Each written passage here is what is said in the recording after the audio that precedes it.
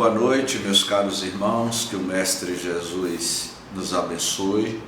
Hoje nós estamos transmitindo os estudos da obra Gênesis, aqui da Casa do Caminho, e eu vou conduzir os estudos até às 19h20, porque 19h30 eu tenho que estar no auditório. Eu vou realizar a palestra hoje aqui na Casa do Caminho e depois eu passo a gravação da palestra para vocês. Então, até às 19h20 estarei com vocês e daí em diante, Diogo, ele vai assumir os comentários e no final, Diogo vai fazer uma prece, uma meditação pela paz mundial. E hoje, como de praxe, as profundas reflexões do espírito Galilei, que neste capítulo 6, Uranografia Geral, que quer dizer a descrição do universo. E no item 20, ele vai nos apresentar como o nosso sistema solar surgiu e os planetas, especialmente o planeta Terra. Na semana passada tivemos uma aula em que eu falei sobre as confeiteiras, sobre a criação universal. E neste item 20, iniciamos assim: sucedeu que num ponto do universo perdido, entre as miríades de mundos, a matéria cósmica se condensou sob a forma de imensa nebulosa, animada pelas leis universais que regem a matéria. Em virtude dessas leis, notadamente, da força molecular de atração, tomou ela a forma de um esferoide, a única que pode assumir uma massa de matéria insulada no espaço. E há uma citação no rodapé, nota da editora: atualmente a força de atração molecular a que se refere Galileu é chamada pelos astrofísicos do colapso gravitacional. Então, Galileu, naquela época, já falava sobre o campo gravitacional, o colapso gravitacional. Vocês vão entender mais adiante o que significa isso.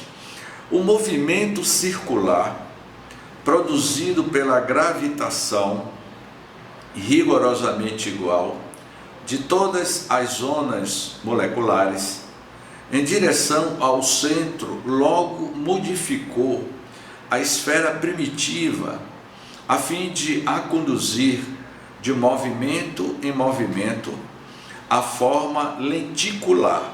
Falamos do conjunto da nebulosa.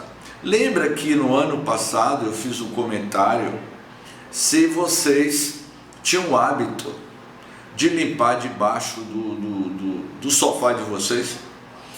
Lembra, Clara? E que Clara disse que já tinha 4 anos que não limpava debaixo do sofá de Clara. E Clara ficou muito tempo sem limpar debaixo do sofá. E quando você leva muito tempo sem limpar, ou debaixo do sofá ou da cama, o que vocês vão encontrar? Hein? Poeiras, nebulosas, não é? Vai se juntando partículas. As partículas vão criando aquela extensão. Foi exatamente isso que aconteceu com o surgimento do nosso sistema solar e os nossos planetas, que vocês vão ver adiante. Eu estou brincando, é claro que Clara não levou esse tempo todo, ela sempre limpa toda semana, não é isso, Clara? Novas forças surgiram em consequência desse movimento de rotação. A força centrípeta e a força centrífuga. Eu vou fazer uma observação aqui, Diogo. Manfredo de Toledo, ao escrever o livro sobre passes, a terapia do passe, Neste livro, Manfredo de Toledo vai falar sobre as energias centrífuga e as energias centrípeta. Vai falar sobre a aura, sobre as nossas energias. Ele vai dizer que a energia centrípeta é um campo gravitacional de energia da nossa aura. Ela corre da esquerda para a direita, a energia centrípeta, e a centrífuga da direita para a esquerda. São duas polaridades inversas que é parte integrante do nosso psicossoma, da nossa aura. E o interessante é que o Galileu vai dizer que tudo no universo, na formação do Sol, dos planetas, havia essas polaridades energéticas em rotações de milhões e milhões de rotação para a condensação dessa poeira cósmica, dessas energias que iria dar o surgimento do sistema solar junto com os planetas, especialmente o nosso planeta Terra. A primeira tendendo a reunir todas as partes no centro, tendendo a segunda a afastá-las dele. Ora, acelerando-se o movimento, à medida que a nebulosa se condensa e aumentando o seu raio, à medida que ela se aproxima de forma lenticular, a força centrífuga incessantemente desenvolvida por essas duas causas logo predominou sobre a atração central, assim como um movimento demasiado rápido da funda lhe quebra a corda da funda, o que vem a ser essa funda, não é? Nota da editora: atualmente a força de atração molecular que se refere Galileu é chamada pelos astrofísicos de colapso gravitacional. Quer dizer que Galileu, no século XIX, ele chamava de funda, e que é colapso gravitacional. Lhe quebra a corda, indo o projétil cair longe também. A predominância da força centrífuga destacou o círculo equatorial da nebulosa, e desse anel uma nova massa se formou isolada da primeira, mas todavia submetida a seu império. Aqui na sala tem algum médium vidente? Será que o médium vidente, quando ele está vendo o médium de cura aplicando o passe, muitas das vezes, quando o passista está na sua transfusão de energia, o médium vidente, muitas das vezes, vai captar formação de energias ganhando vida. Eu perguntaria a vocês, quando em uma das nossas palestras,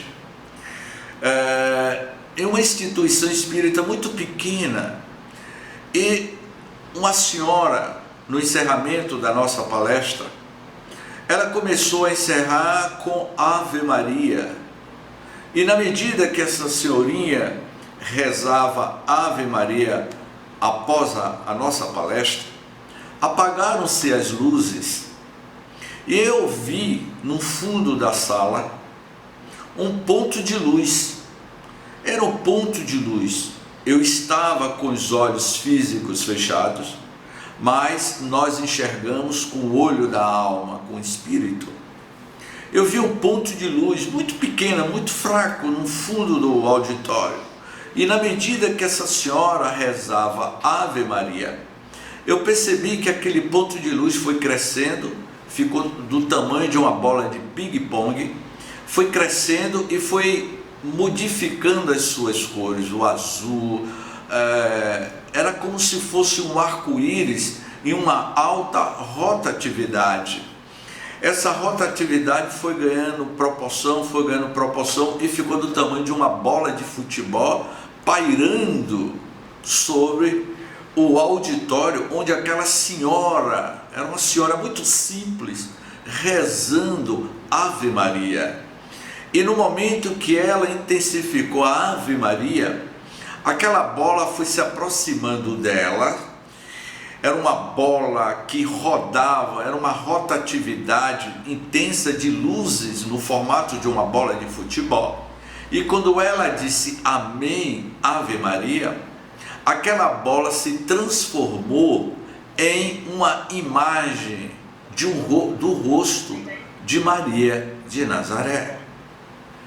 Ou seja, o poder da oração daquela senhora, utilizando-se por parte dos espíritos que ali estavam, fez com que se materializasse. Claro que era uma imagem, não era o espírito de Maria de Nazaré que estava ali, era a projeção da ideoplastia daquela senhora, associado à equipe de espíritos que trabalha na doutrinária, que fez com que se materializasse aquela imagem.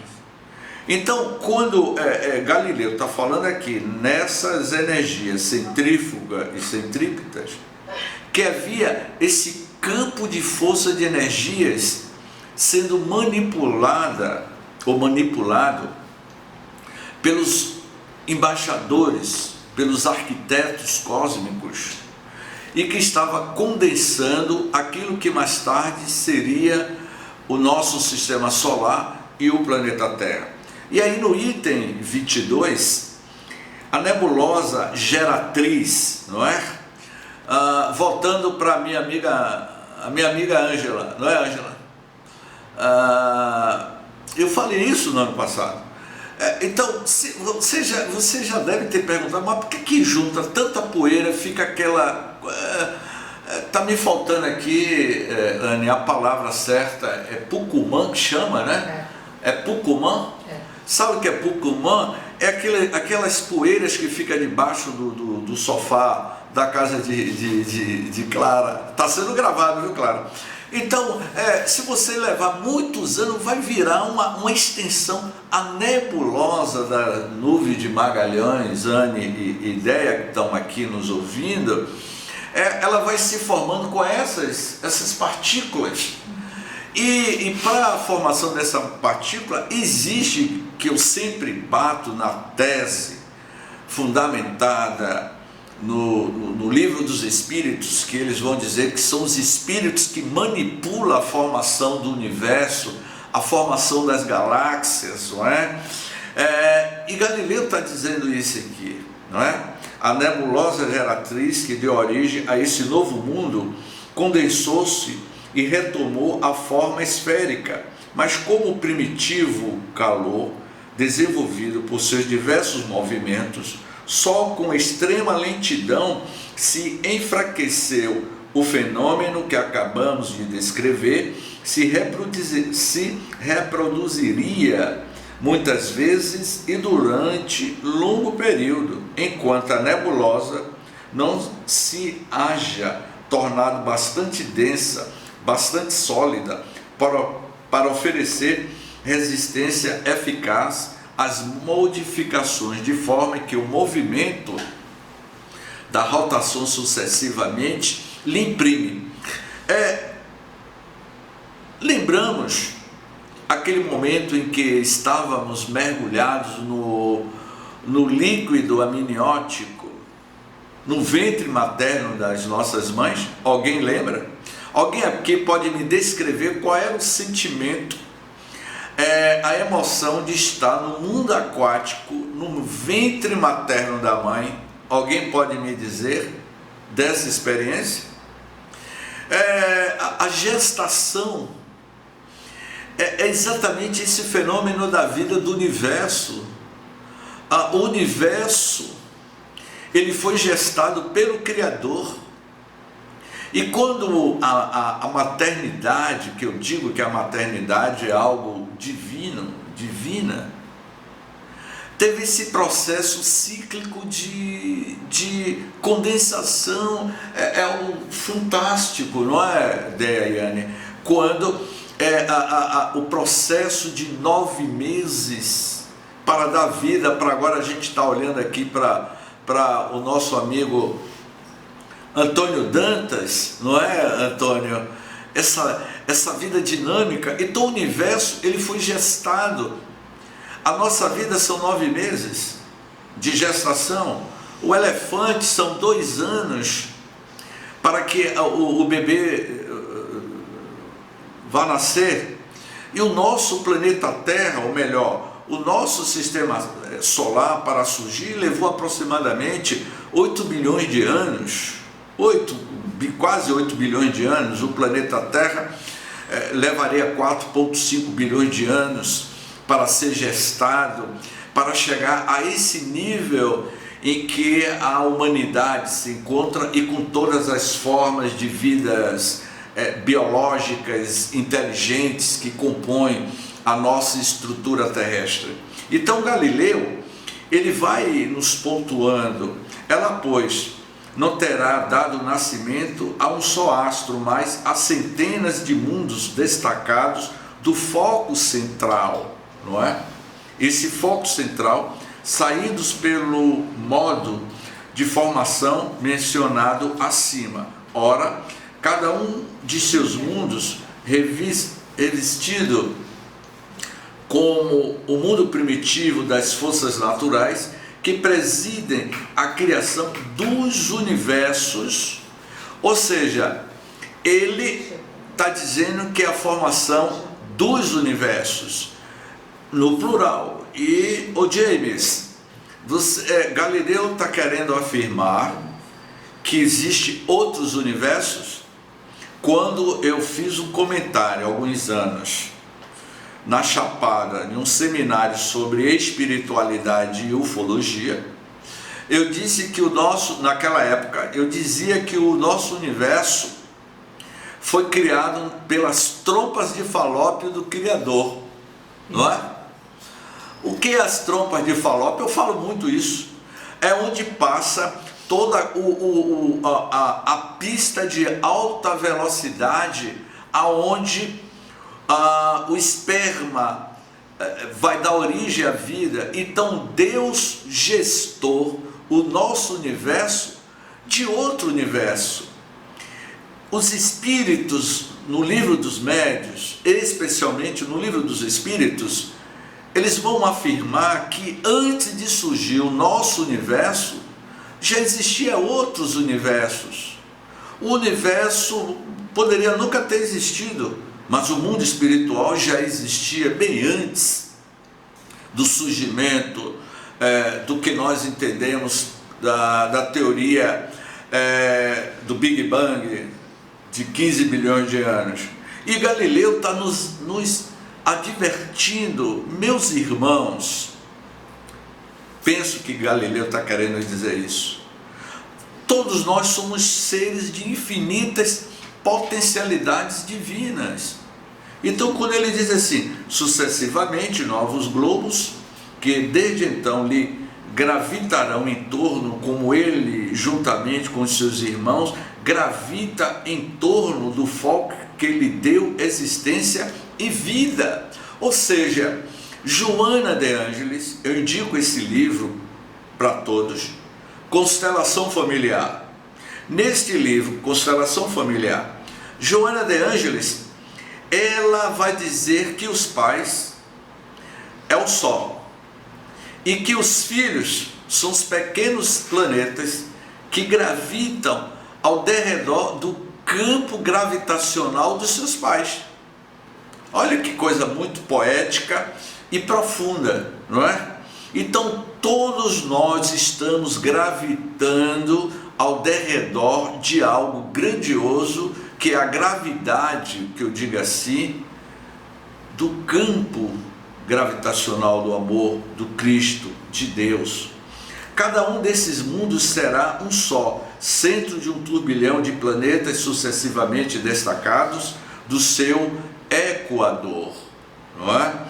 Esses planetas receberão uma vida especial, particular, embora dependente do astro que os gerou.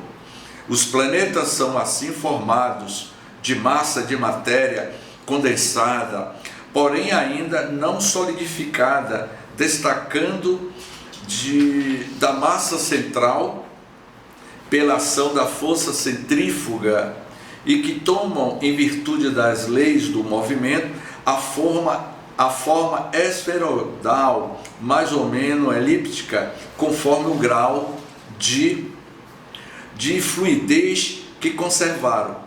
Um desses planetas será a Terra, que antes de se resfriar e revestir de uma crosta sólida, dará nascimento à Lua, pelo mesmo processo de formação astral a que ela própria deveu a sua existência. A Terra doravante, escrita no livro da vida, berço de criaturas, cuja fraqueza as asas divina providência protege, nova corda colocada na harpa infinita, e que no lugar que ocupa tem de vibrar no concerto universal dos mundos. Ou seja, a formação do nosso planeta Terra, houve um ataque que levou milhões e milhões de anos. O fluido cósmico foi se condensando. Depois desse período que a Terra era uma bola de fogo, a Terra, bola de fogo, levou aproximadamente 20 milhões de anos. Eu vou repetir. Quando a Terra, nos seus 700 milhões de anos iniciais, era uma bola de fogo. Depois de alguns milhões de anos, a Terra começou a ser atacada por asteroides, e esses asteroides levariam aproximadamente 20 milhões de anos sendo bombardeado por asteroides de várias partes do universo. Esses asteroides iria trazer a origem da vida como nós o entendemos hoje, não é? O oxigênio, as partículas que iria formar as composições químicas do nosso planeta Terra. Então, os astrofísicos estão afirmando, e Galileu também está afirmando, utilizando a sua linguagem do século XIX, que todos nós somos feitos de partículas oriundas do universo, não é?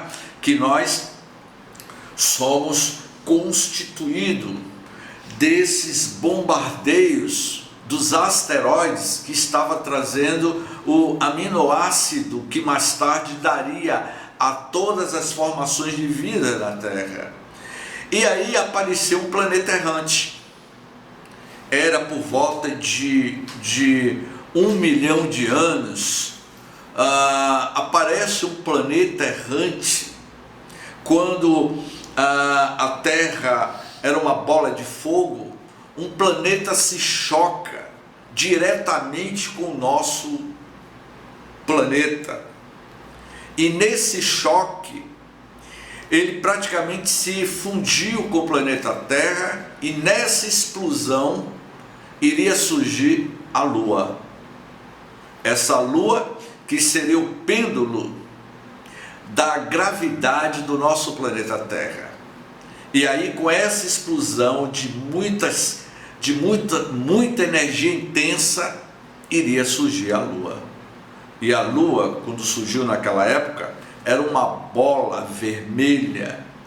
E esta bola vermelha, a Lua, feita de rocha, de asteroides, a distância entre a Lua e a Terra, naquela época, era de 21 mil quilômetros de distância. Hoje, a Lua tem uma distância de 300 mil quilômetros. Naquela época, o planeta Terra agora era uma bola de gelo, Terra bola de gelo, de neve. E os maremotos que ocorriam não tinha condições de ter vida na Terra nos primeiros 1 bilhão de anos na Terra. Era meramente impossível. A atmosfera era completamente diferente. 21 mil quilômetros de distância, havia muitos maremotos, o planeta Terra estava no seu caldeirão de ebulição para mais tarde, onde iria surgir os primeiros estramatólitos. E me parece que essa palavra eu vou repetir de novo, que eu coloquei aqui no livro A Gênese, estramatólitos, não é? O que é esses estramatólitos? Quem está aqui na sala conosco é o nosso amigo Rafael, não é? E aí eu diria que o meu amigo Rafael, ele é feito de estramatólitos. Mas James, o que é isso, não é? Se vocês olharem aí no Google, vocês vão ver o que significa. Ilhas de bactérias. Essas ilhas de bactérias que nasceram nas profundezas, que a gente chama de protoplasmas, que daria a origem de todas as formas de vidas biológicas na Terra. Essas ilhas de bactérias unicelular, com o seu processo de evolução, chegaria ao nível das diversidades de vidas existentes na Terra. Então, a Lua, ela teve um papel preponderante e ainda continua tendo esse papel preponderante na evolução cíclica da Terra. E eu comentava que a Lua tem 28 dias de ciclo, né? Para a próxima Lua cheia, lá em Galeão, daqui a 28 dias. E eu estou marcando, viu Graça? Eu estou marcando o encontro com ela. Ela quem? A Lua, no dia 16 de abril, às 15 horas, anotem na agenda de vocês, 16 de abril, um sábado à tarde, a partir das 4 horas, ela vai estar exuberante dizendo: eu estou aqui mais uma vez. Agora, se a Lua atrasar 1 segundo em aparecer, aí o Walter, nosso amigo argentino, aí Walter, a gente vai estar com problema. Se a Lua não aparecer, Lua cheia, em 1 segundo, Dona Fátima, pode ter certeza, Dona Fátima, que o planeta Terra vai entrar em um caos. As mulheres vão ter problema de menstruação, porque o ciclo menstrual é de 28 dias, não é? Todo ciclo evolutivo da Terra terá problema se a Lua atrasar 1 segundo na sua Lua cheia. Então nós vivemos sob a égide de inteligências. Eu digo que o Cristo, o governador espiritual, ele governa a Terra sob o seu campo gravitacional do amor. Se Jesus resolvesse tirar férias e dizer: olha, eu vou tirar umas férias, vou me afastar do planeta Terra, o planeta Terra entraria em colapso total. Então, quando ele vai dizer aqui, Diogo, o capítulo, o item 24, os satélites, não é? Que é a Lua.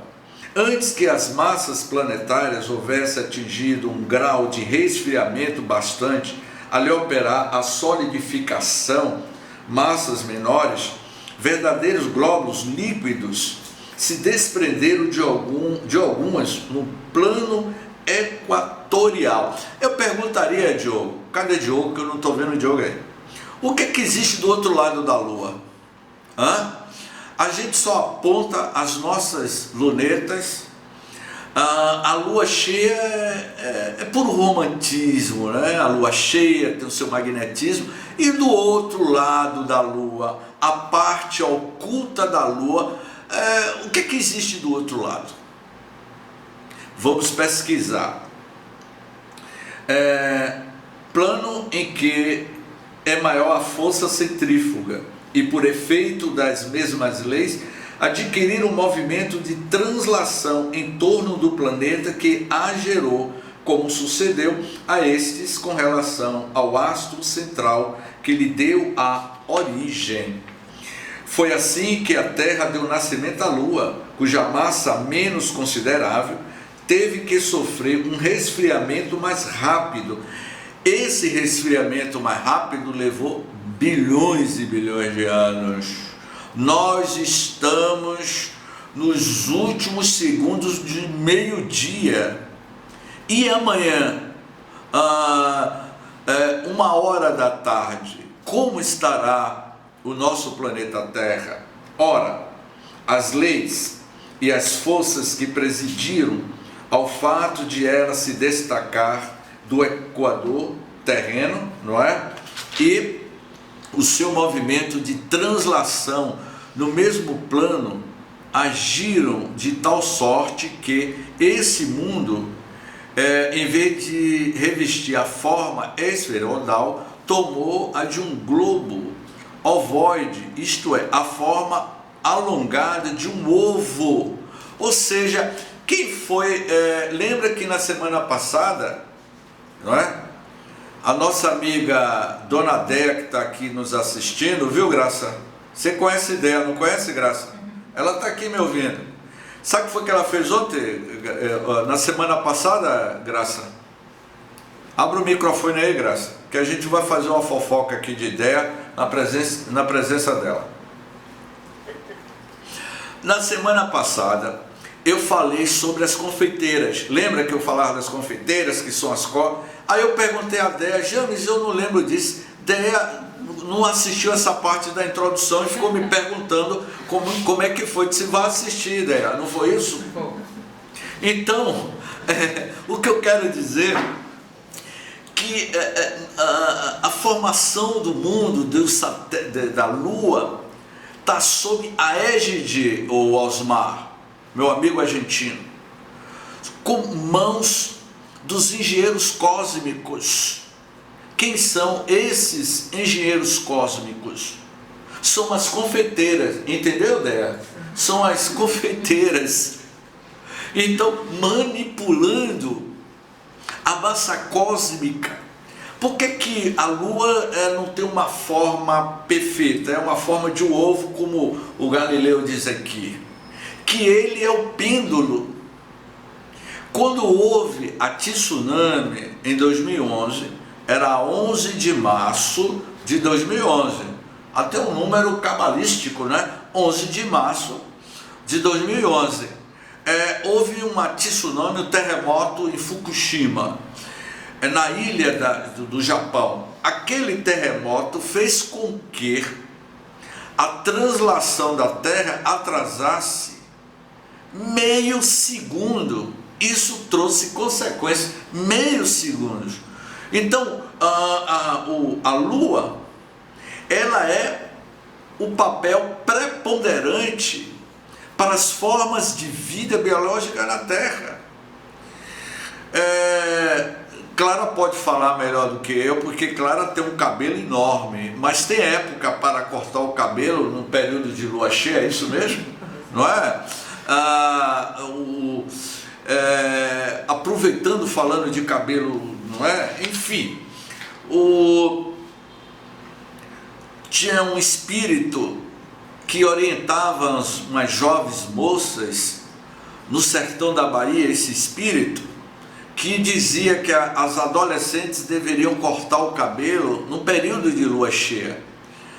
Era um centro espírita no sertão da Bahia, e que as adolescentes iam para esse centro espírita pedir orientação espiritual do espírito, e o espírito dizia: olha, se vocês querem ter uma vida melhor, tem que cortar o cabelo no período da lua cheia, não é? Para vocês perceberem o quanto a lua influencia no nosso psiquismo espiritual. E no item 25, ele diz: as condições em que se efetuou a desagregação da Lua pouco lhe permitiram afastar-se da Terra e a constrangeram a conservar-se perpetuamente suspensa no seu firmamento, com uma figura ovoide, não é? Cujas partes mais pesadas formaram a face inferior voltada para a terra, e as partes menos densas lhe constituíram o vértice. Se com essa palavra, eu vou traduzir aqui para o que os astrofísicos estão dizendo. A parte escura da Terra, da Lua, é a parte mais leve da Lua. A parte mais pesada da Lua, que é o pêndulo, é a parte que a gente vê e que alguns dizem que vê São Jorge, não é isso, Ângela? Você que é ligada a São Jorge, Ângela, não é isso? Que aponta as lunetas para lá e fica procurando, não é? É o que dizem, né? É o que dizem, né? Tá aí, Ângela, duas naturezas essencialmente distintas na superfície do mundo lunar, uma sem qualquer analogia com o nosso, porquanto lhes são desconhecidos os corpos fluidos e etéreos, a outra leve e relativamente à terra, pois que todas as substâncias menos densas se encaminharam para esse hemisfério. Eu vou traduzir isso para uma linguagem que todas as senhoras conhecem. Desde a semana passada que eu estou falando de produção de bolo. Então, Anne, ideia, quando você coloca um ovo para ferver, um ovo cozido, aí alguém pergunta, você quer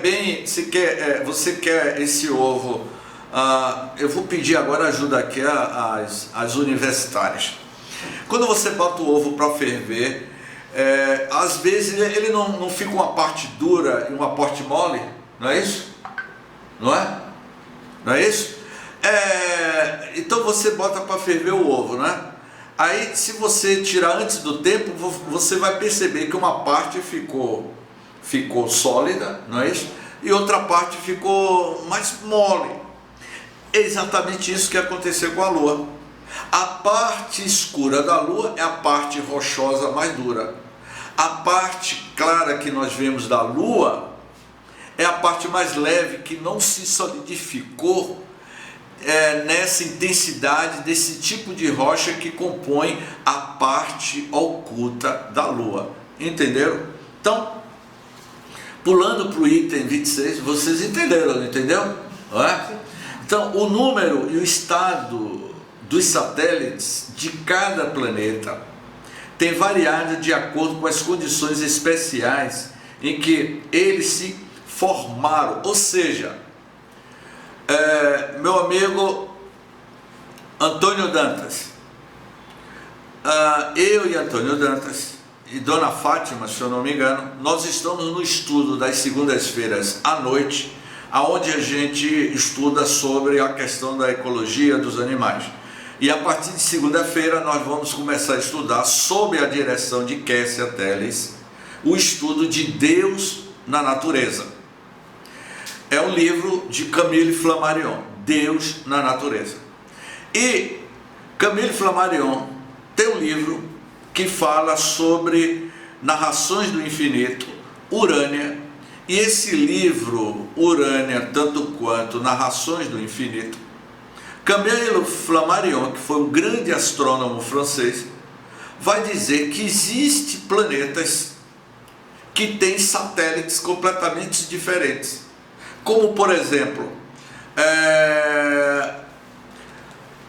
o James Webb, como o Hubble.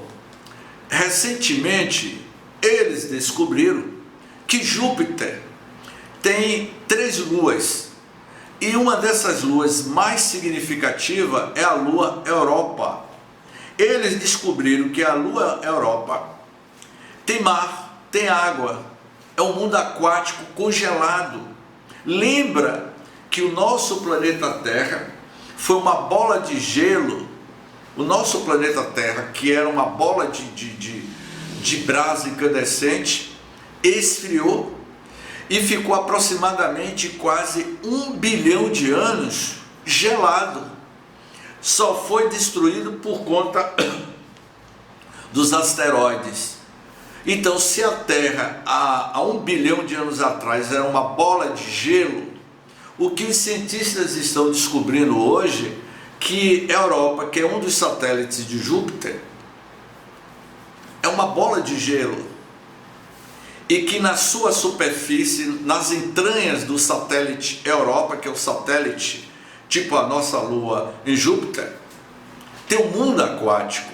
E se existe mundo aquático, existe aminoácidos, existe bactérias, e que estão no seu processo de evolução de bilhões de anos. Nós somos oriundos de uma evolução de bilhões e bilhões de anos.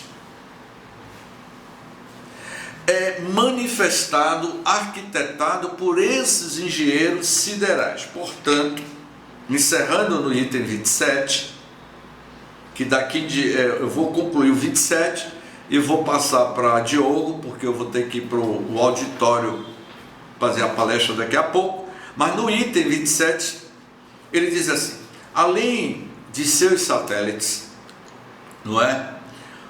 Ou luas, o planeta Saturno apresenta o fenômeno especial do anel, que visto de longe parece cercá-lo, de uma como aureola branca. Essa formação é para nós uma nova prova da universalidade das leis naturais. Esse anel é com efeito o resultado de uma separação que se operou no equador de Saturno ainda, nos tempos primitivos, do mesmo modo que uma zona equatorial se escapou da Terra para formar o seu satélite, a sua Lua. A diferença consiste em que o anel de Saturno se formou em todas as suas partes de moléculas. São partículas, são asteroides que gravitam ao derredor de Saturno, criando um cinturão de partículas, de pedras que foram surgindo com a explosão das diversas galáxias. E aí ele conclui: a diferença consiste em que o anel de Saturno se formou em todas as suas partes de moléculas homogêneas, provavelmente já em certo estado de condensação, e pode dessa maneira continuar o seu movimento de rotação. Tudo na vida é um processo cíclico de rotação. Vocês concordam, Rafael? Tudo é um processo cíclico de rotação. A nossa vida é feita de ciclo. Você fecha um ciclo e abre um novo ciclo. A nossa vida é feita de jornadas. Você fecha um ciclo para dar continuidade, um novo processo de metamorfose na sua construção, na sua evolução espiritual. Se um dos pontos desse anel houvesse ficado mais denso do que o outro, uma ou mais aglomerações de substância se teriam subitamente operado, e Saturno contraria muitos satélites a mais. Desde a época da sua formação, esse anel se solidificou do mesmo modo que os outros corpos planetários. Então, eu termino aqui perguntando: vocês sabem como é que se constrói uma jarra? Alguém já foi numa fábrica de vidro? Hein, minhas amigas? O fabricante, a pessoa que está fabricando uma jarra, ele vai soprando. De acordo com a intensidade do seu sopro, ele vai dar uma formação. Aquele vidro que está em estado de incandescência, e quando ele esfria, ele vira as grandes jarras, os grandes candelabros que nós produzimos. Então a vida, o universo, o nosso planeta, teve esse sopro de Deus, como vai dizer os neopentecostais. Portanto, meus queridos amigos, o estudo de hoje nos leva a perceber o quanto o nosso planeta Terra é importante para a nossa existência na Terra.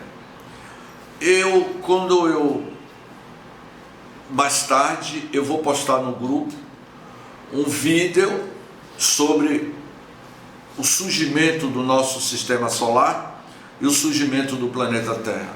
É um documentário de 58 minutos, de 1 hora e 30 minutos, sobre a origem da formação do nosso sistema solar, do nosso planeta Terra. Então, se a gente estuda a Gênese, a gente tem que ir contextualizando com esses documentários, que é fantástico, para que vocês, para que todos nós, estejamos posicionados na linha do tempo, na escala do tempo da nossa própria evolução espiritual. Então, eu agora vou ter que me ausentar e vou passar para a segunda parte dos comentários e vou pedir para que Diogo dê continuidade até as 7:45 e depois Diogo vai fazer uma meditação pela paz mundial. Gratidão, muita paz, e aqui eu me despido de vocês e gratidão, e muito bonito esse campo de girassóis aí, viu, Clara? Um abraço, minha querida. Tchau. Fica com Deus. Tchau, meu querido. Boa palestra. Um abraço. Ok.